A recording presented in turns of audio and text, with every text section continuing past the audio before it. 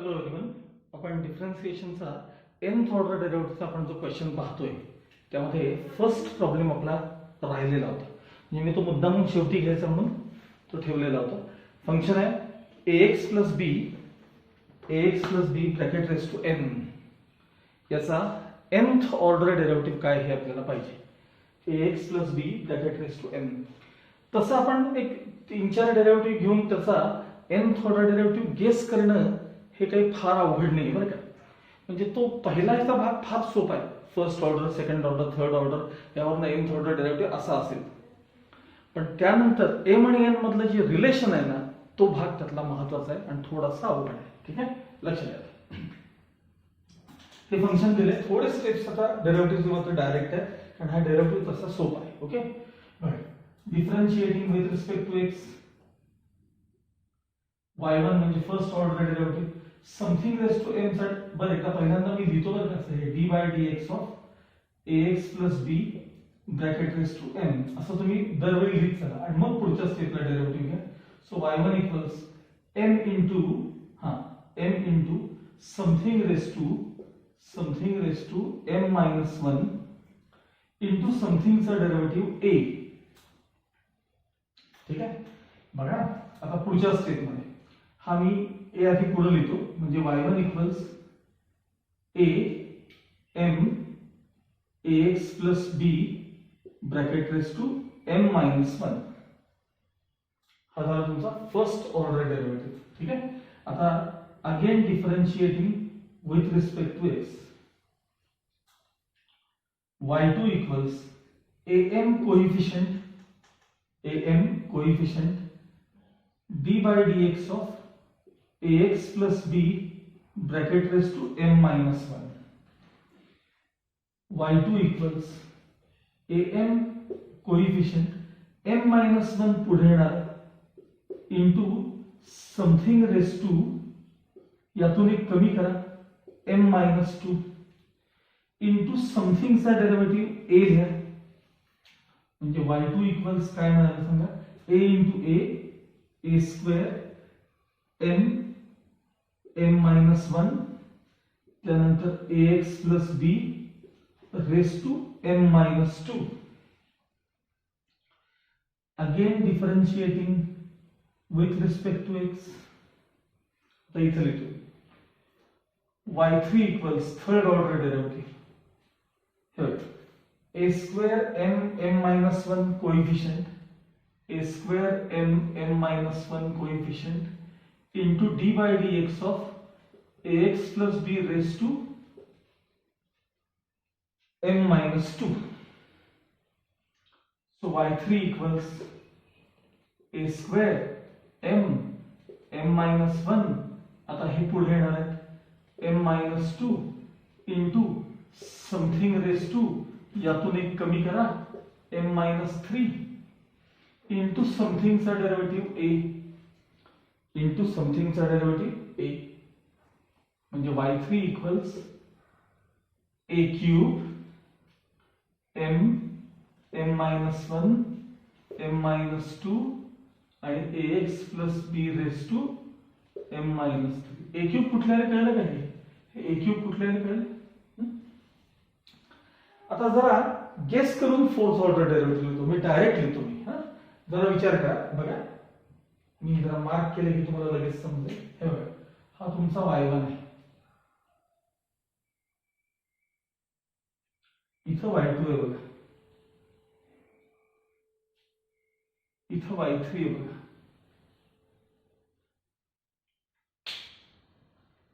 मग विचार करून म्हणजे तुम्ही स्टेप्स करा actually differentiating with respect to X असं करत मी जरा त्या स्टेप्स न करता y4 लिहितोय. चौथ्या ऑर्डर पर्यंत व्यवस्थित स्टेप्स करा बघा. फर्स्ट ऑर्डरला a रेस टू 1, सेकंड ऑर्डरला a स्क्वेअर, थर्ड ऑर्डरला a क्यूब म्हणजे फोर्थ ऑर्डरला a raise to 4. Next first ऑर्डरला m, second order m minus 1, third order m minus 1 m minus 2, fourth order m minus 1 m minus 2 m minus 3. पुढे bracket raise to m minus 1 first ऑर्डरला bracket raise to m minus 2 second ऑर्डरला, bracket raise to m minus 3 third ऑर्डरला, bracket raise to m minus 4 fourth ऑर्डरला. आणि मग मी आता similarly लिहिणार आहे. सिमिलरली आता मला yn घ्यायचं, nth ऑर्डर डेरिव्हेटिव्ह घ्यायचं. सिमिलरली yn इक्वल्स, चला nth ऑर्डर, a ची पॉवर काय असणार, a रेस टू n, हे m minus 1, m minus 2, m minus 3 dash dash dash dash. आता नीट लक्ष द्या.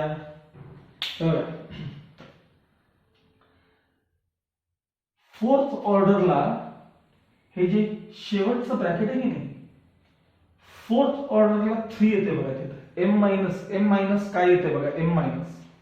फोर्थ ऑर्डरला इथे काय येते बघा, 3 येते.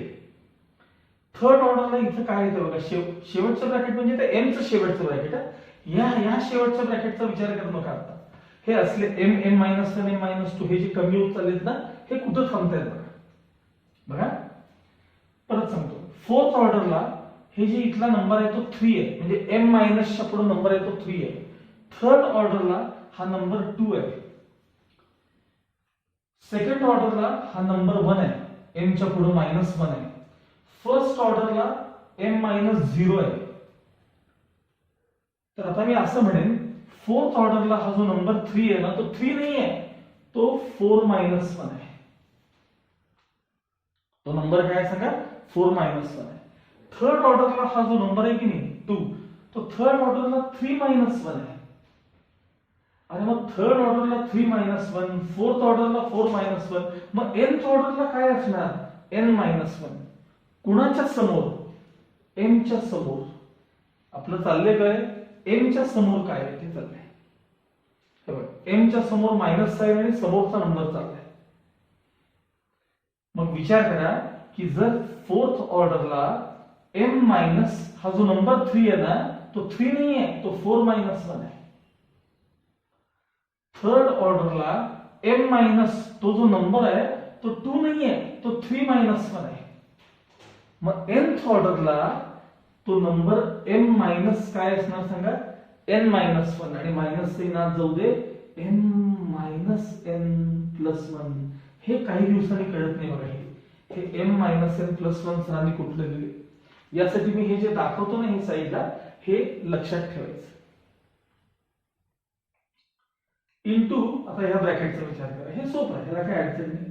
सांगा ax plus b raise to fourth ऑर्डरला m मायनस 4, मग त्या nth ऑर्डरला काय असणार सांगा, m मायनस n असणार आहे.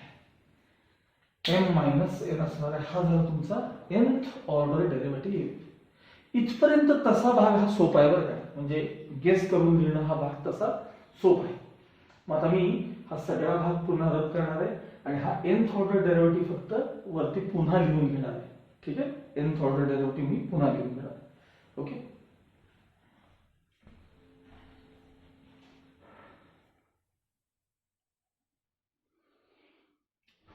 Okay.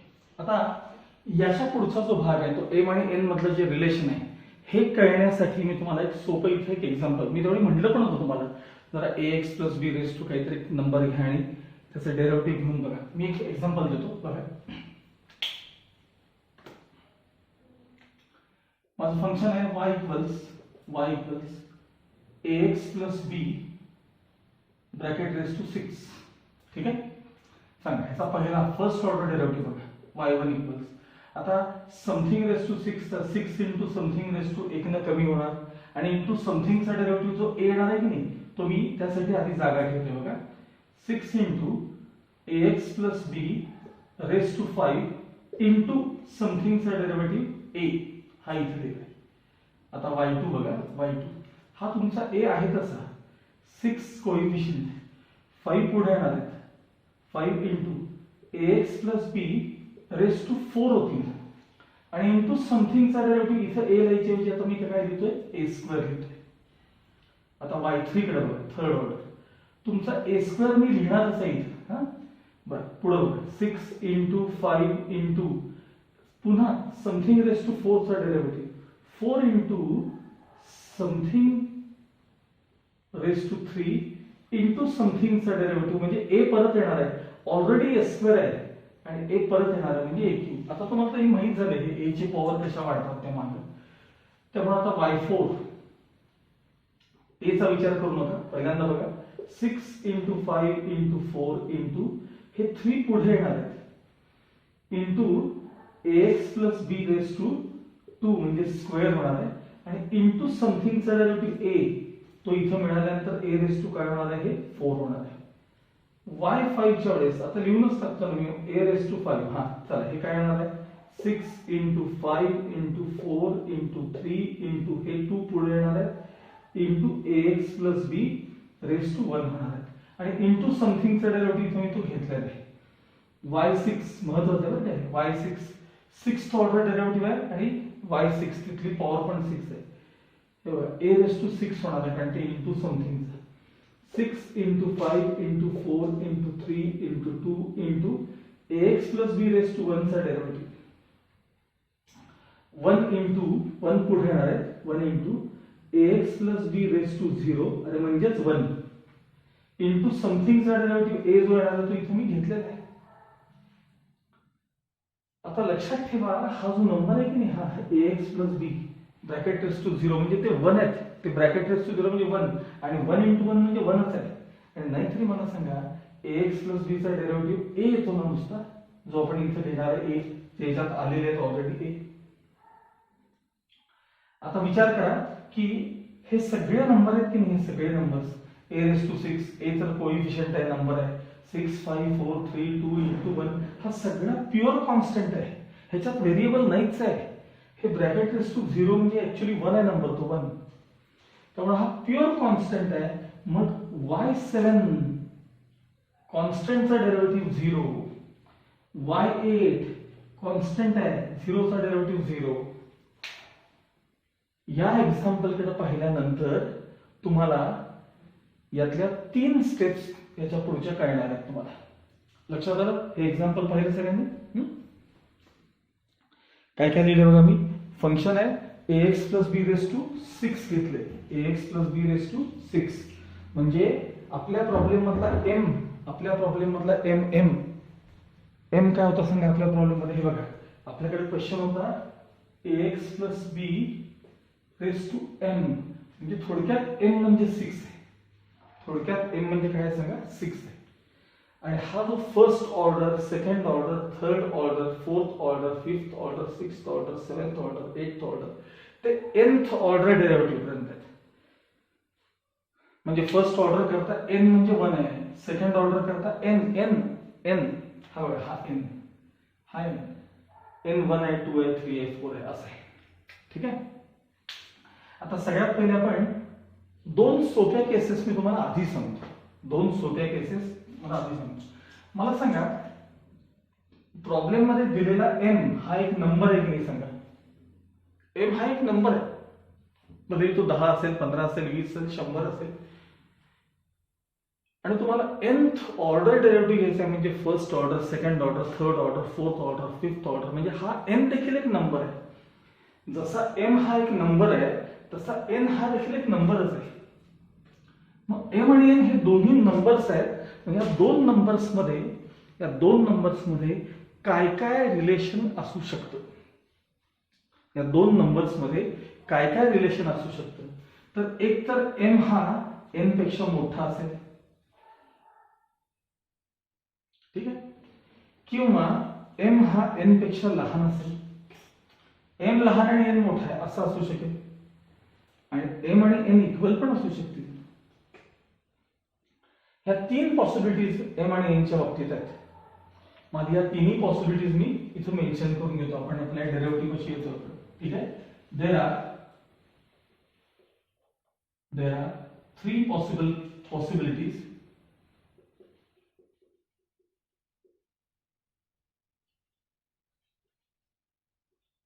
between the values of m and n. There are 3 possibilities between the values of m and n. काय काय असतील सांगा त्या 3 पॉसिबिलिटीज.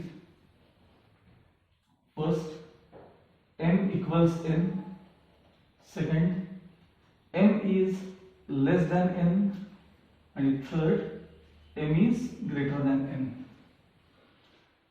ह्या 2 पॉसिबिलिटीज फार सोप्या आहेत बघा. when m आणि n जेव्हा इक्वल असतील, m आणि n जेव्हा इक्वल असतील तेव्हा तुमचा yn म्हणजे nth ऑर्डर डेरिव्हेटिव्ह काय असेल बघा. nth ऑर्डर डेरिव्हेटिव्ह काय असेल हे बघा. याला पाहिजे नंबर टाकायचा फर्स्ट. परत when m equals n बघा yn equals a raised to n. m आणि n इक्वल पाहिजे का, मग m च्या जागी मी आता रिप्लेस करतोय n minus 1, n minus 2, dash dash dash, n minus n plus 1. मी m च्या जागी फक्त n रिप्लेस करत चाललोय बस. into ax plus b raised to n minus n. जर का m आणि n इक्वल झाले तर काय होते बघा तुमच्या nth order derivative. yn equals a raised to n आहे तसे, ठीक आहे. n minus 1, n minus 2, dash dash dash, n minus n 0, 0 plus 1 1. म्हणजे हा प्रोडक्ट 1 पर्यंत आलाय असा त्याचा अर्थ झाला. आणि इथं राहिले ax plus b raised to 0. म्हणजे yn equals a raised to n. मला सांगा हे काय आहे, सांगा हे n minus 1, n minus 2 कमी कमी करत 1 पर्यंत येणं म्हणजे हे n फॅक्टोरियल आहे. आणि ax plus b raised to 0 म्हणजे 1 असणार नाही तरी ax plus b raised to 0 म्हणजे nth ऑर्डर डेरिव्हेटिव्ह त्यावेळेस तुमचा असा असेल a raised to n into n factorial किंवा और a raised to m, a raised to n आणि m इक्वल आहेत ना, n आणि m इक्वल आहेत ना, a raised to m into n factorial. काही फरक पडत नाही, दोन्ही आन्सर्स चालतील, हे दोन्ही आन्सर्स चालतील. आणि त्याला इथे एक्झाम्पल मध्ये बघा, मला सांगा m म्हणजे तुमच्याकडे 6th ऑर्डर आहे बरोबर आहे. पॉवर सॉरी ऑर्डर नाही, पॉवर 6th आहे. मग 6th ऑर्डर डेरिव्हेटिव्हच्या वेळेस तुमच्याकडे काय आलं होतं बघा. 6th ऑर्डर डेरिव्हेटिव्ह हे बघा, हा m म्हणजे 6 आहे आणि आता माझा nth ऑर्डर डेरिव्हेटिव्ह पण 6च आहे. a raised to 6 बघा इथे a raised to n.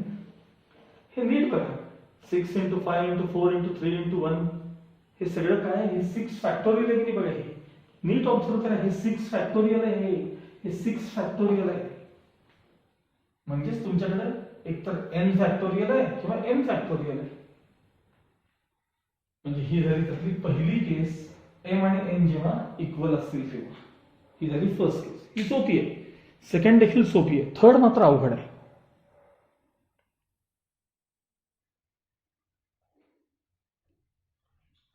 आता आपली सेकंड केस बघूया आपण. when m is less than n म्हणजे m तुमचा लहान पाहिजे, हा 6 लहान व्हायला पाहिजे आणि n मोठा व्हायला पाहिजे. म्हणजे nth ऑर्डर जो आपण घेतो ना डेरिव्हेटिव्ह तो मोठा व्हायला पाहिजे. बघा नीट विचार करा, ज्यावेळेस तुमचा इथे m6 होता, m म्हणजे बघा m ज्यावेळेस 6 होता त्यावेळेस तुमचा 7th ऑर्डर डेरिव्हेटिव्ह काय होता बघा. 7th ऑर्डर डेरिव्हेटिव्ह नीट लक्षात घ्यायचं. ज्यावेळेस तुमचा m6 होता, m म्हणजे 6 होता, त्यावेळी 7th order, 8th order, 9th order म्हणजे 6च्या पुढच्या ऑर्डरचे डेरिव्हेटिव्ह कसे आले होते सांगा. सगळे 0 आले होते. मग जर इथं ऑर्डर 6 असेल, m म्हणजे 6 असेल आणि तुमचा n म्हणजे 7 असेल, हे बघा m लहान झाला, n मोठा झाला. हे बघा हा yn आहे, yn आहेत ते yn. nth ऑर्डर डेरिव्हेटिव्ह मोठा होत चालला तर सगळे डेरिव्हेटिव्ह काय येतात सांगा ह्याच्या पुढे, तर ते 0 ला लागतात. बघा असं लिहायचं. आता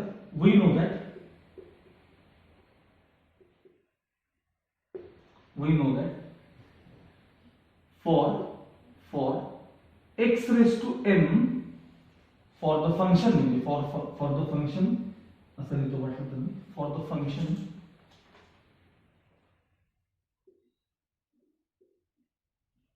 y equals x raised to m, comma m plus 1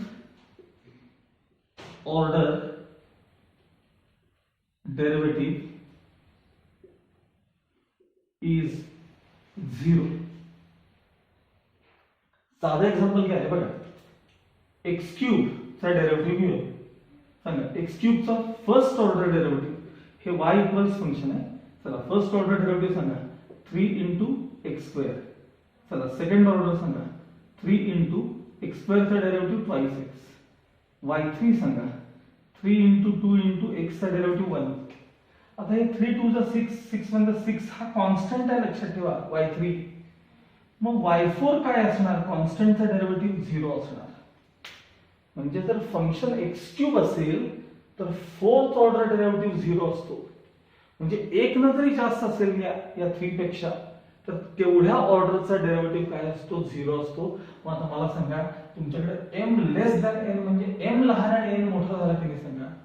मग m लहान झाला, m लहान m लहान झाला आणि n जर मोठा झाला, n मोठे झाले तर तो काय असतो सांगा, तो nth ऑर्डर डेरिव्हेटिव्ह काय असतो, 0 असतो. फक्त ही लाईन लिहिता आली पाहिजे. We know that for the function y equals x raised to m plus 1th order derivative is 0. Therefore here dny by dx raised to n equals 0 if m is less than n किंवा n is greater than m. हे झालं या second केसचा answer, y less than n. और असेल yn equals 0, nth order derivative. हे दोन्हीपैकी काही नोटेशन चालतं. ही झाली तुमची त्यातली सेकंड केस. ही सोपी आहे.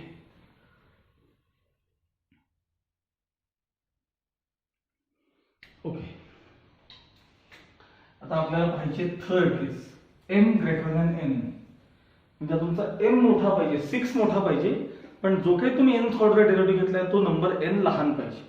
तर त्यावेळी काय आता मी असं करतो, यातला एक डेरिव्हेटिव्ह यातला कुठला तरी सिलेक्ट करतो जिथं n हा m पेक्षा लहान आहे. समजा मी हा डेरिव्हेटिव्ह मी सिलेक्ट केला,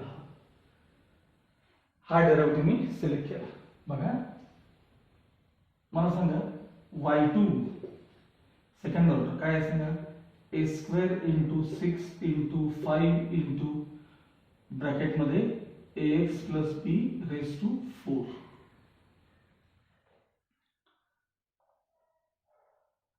आता यामध्ये बघा n लहान आहे म्हणजे m मोठा आहे.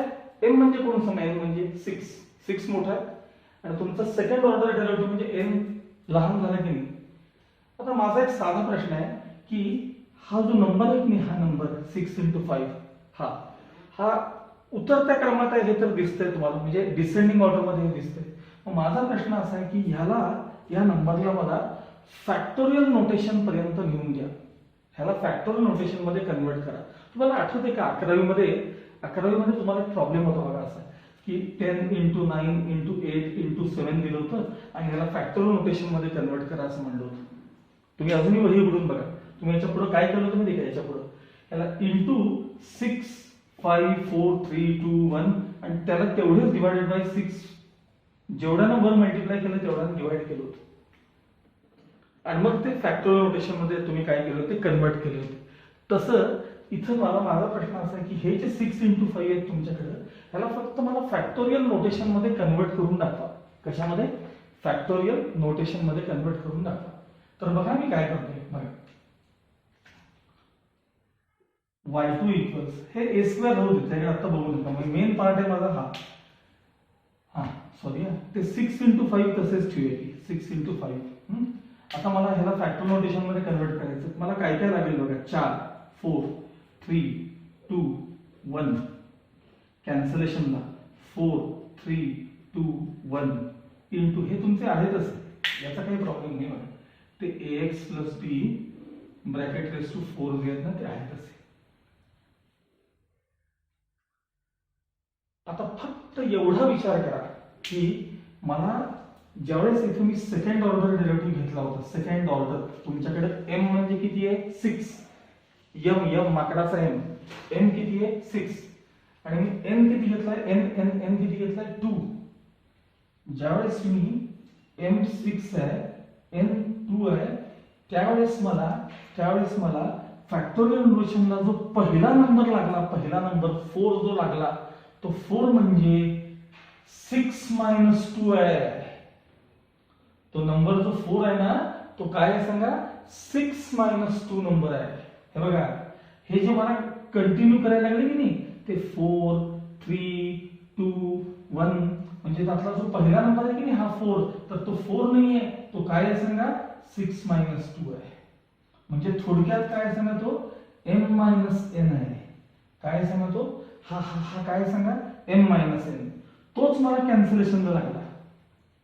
मग m - n पेक्षा एक न कमी एक न कमी एक न कमी असं मी करत गेलो. हे नीट लक्षात येतं का? परत सांगतो मी तुम्हाला. मी त्यातला हा तुमचा m6 आहे, एवढे तुमच्याकडे डेरिव्हेटिव्ह आहेत, पण मला आता कशी केस पाहिजे, तुमचा m मोठा पाहिजे आणि n लहान पाहिजे. m मोठा म्हणजे 6 मोठे पाहिजेत आणि n ह्यातला कुठलाही लहान घ्या. हे बघा ह्याच्या 6 च्या आधीचा ह्यातला y6 म्हणजे इक्वल झाले ना, इक्वल झाले. त्याच्या आधीचं कोणी घ्या, सगळ्यात n लहान आहे. 5 घ्या 4 घ्या 3 घ्या, पण त्यातला जरा कळावं म्हणून मी y2 घेतलाय. पण जो मी y2 घेतलाय हे बघा हा, ह्याला मी असं म्हटलं फॅक्टोरियल नोटेशन मध्ये मला कन्वर्ट करून द्या. मग मला हे 6 5 च्या पुढे जो नंबर एक्स्ट्रा लागला 4 3 2 कमी करत 1 पर्यंत, हा 4 म्हणजे काय आहे सांगा. 4 म्हणजे तो 4 म्हणजे 6 - 2 आहे, म्हणजेच m - n आहे. मग हा नंबर आहे m - n, त्यापेक्षा एक कमी त्यापेक्षा एक कमी त्यापेक्षा एक कमी, तोच खाली घेतलाय m - n, तोच खाली घेतलाय m - n. एक कमी एक कमी एक कमी 1 पर्यंत गेलं, बाकी कसलाही बदल नाही त्याच्यामध्ये. इथपर्यंत लक्षात आले तुम्हाला? ठीक आहे, हे लक्षात आलं एवढं. आता मी इथून हा पार्ट कंटिन्यू करणार आहे, तर जरा बोर्ड रब करायला लागेल मला. Okay, now let's continue. तिसरी केस आपली झाली होती when m is greater than n. बघा आता हे तुमचे yn लक्षात घ्या, yn पहिल्यांदा a⁻n आहे तसा. हे m, हे m - 1, हे m - 2 dash dash dash m - n + 1. ठीक आहे. आता इथे येऊन थांबला, ह्याला मला कमी करायचं आहे. तुम्हाला आठवतं का मी काय म्हणून सांगितलं होतं? मला सांगा, साधा विचार करा, ह्याच्यापेक्षा एक न कमी नंबर सांगा की. विचार असा करा, माझ्याकडे मगाशी हे बघा 6 आणि 5 होते, 6 आणि 5 होते बरोबर आहे. त्याच्यापुढे मी 4 घेतले होते, अरे म्हणजे 5 पेक्षा एक न कमी होता. ऍक्च्युअली तो m - n पण होता, m - n पण होता. मग मला सांगा हे इथपर्यंत आलोय, आता याच्यापेक्षा एक न कमी नंबर सांगा मला, एक न कमी. हा कोण? m - n. यातनं एक फक्त कमी करा. चला अजून एक कमी करा, m - n -1. अजून एक कमी करा,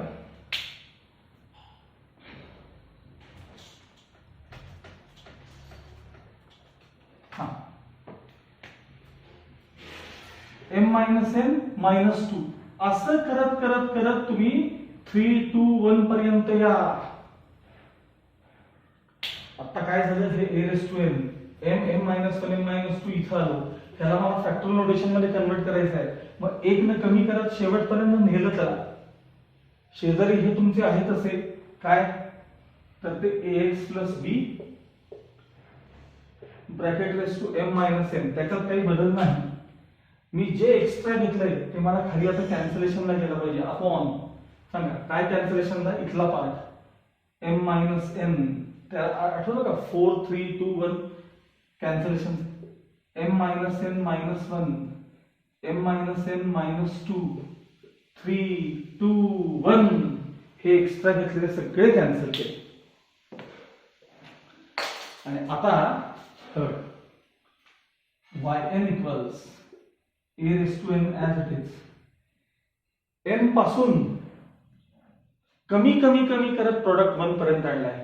हे बघा m एक न कमी 2 न कमी असं करत करत मध्ये कमी कमी कमी कमी कमी कमी कमी करत 1 पर्यंत आलोय. म्हणजे हे m फॅक्टोरियल आहेत, m फॅक्टोरियल काय आहेत ते m फॅक्टोरियल. आणि इनटू सॉरी ते कडेचे हे राहिले ax plus B raise to m minus n आणि होल डिवायडेड बाय. आता मला सांगा m मायनस n ना सुद्धा त्याला 1 न कमी 2 असं करतच नाही ना, म्हणजे ह्याचंही फॅक्टोरियल नोटेशनच आहे. ह्या ब्रॅकेटचं पण ते फॅक्टोरियल नोटेशन आहे, म्हणजे m minus n bracket factorial. ही झाली तुमची तिसरी केस. म्हणजे आपण 3 केसेस पाहिल्या. फर्स्ट केस, आता मी रिव्हर्स ऑर्डर मध्ये जातो. रिव्हर्स, ज्यावेळेस m is greater than n असेल त्यावेळी हे आन्सर येईल. सेकंड केस, ज्यावेळी m लेस दॅन n असेल त्यावेळी तुमचा yn म्हणजे सेकंड ऑर्डर डेरिव्हेटिव्ह काय, nth ऑर्डर डेरिव्हेटिव्ह काय आला होता, 0. कारण 6th ऑर्डरच्या नंतर 7th ऑर्डर 8th ऑर्डर सगळे 0 होत जातात. म्हणजे m ज्यावेळी लहान होतो, म्हणजे 6 ज्यावेळी लहान होतो तेव्हा 7 मोठा, 8 मोठा, 9 मोठा, ते सगळे nth ऑर्डर डेरिव्हेटिव्ह काय असतात तुमचे 0 असतात. आणि तिसरी केस, ज्यावेळी m आणि n इक्वल आले होते, मला आता आठवत नाही पण काहीतरी आन्सर माझ्या मते a raise to n into n factorial बहुतेक. बघा जरा मागे जाऊन बघा, a raise to n into n factorial किंवा a raise to m into n factorial तरी चालतं. असे हे शेवटी 3 आन्सर्स तुम्हाला पुन्हा लिहून द्यायचे. हा प्रॉब्लेम थोडासा अवघड आहे. फक्त असं एखादं एक्झाम्पल घ्या मी मगाशी दाखवल्याप्रमाणे आणि स्वतः डेरिव्हेटिव्ह ट्राय करा, तुम्हाला निश्चित जमेल. ओके. आणि याचे सगळे सॉल्ड एक्झाम्पल सोडवून ठेवा. ह्याचे सगळेच्या सगळे ह्याचे सॉल्ड एक्झाम्पल सोडवून ठेवा. आता याच्यामध्ये मी तुम्हाला मला ते शोधॅटचे प्रॉब्लेम जरा टाईप मला कमी वाटतात, तुमच्या टेक्स्टबुकमध्ये कमी वाटतात, तर मी आणखी काही एक्स्ट्रा क्वेश्चन्स घेणार आहे. दरम्यानच्या काळात तुम्ही प्रॉब्लेम सेट फक्त स्वतः जरा बघून ठेवा. जे सोपे आहेत ते ट्राय करा आणि जे अवघड आहेत ते सगळे मी तुम्हाला करून देणार आहे. मध्ये मी काही एक्स्ट्रा क्वेश्चन्स आणखी त्यामध्ये देणार आहे. थोडे तुम्हाला प्रॅक्टिसला देणार आणि नंतर मी सोडवून पण देणार आहे. ओके.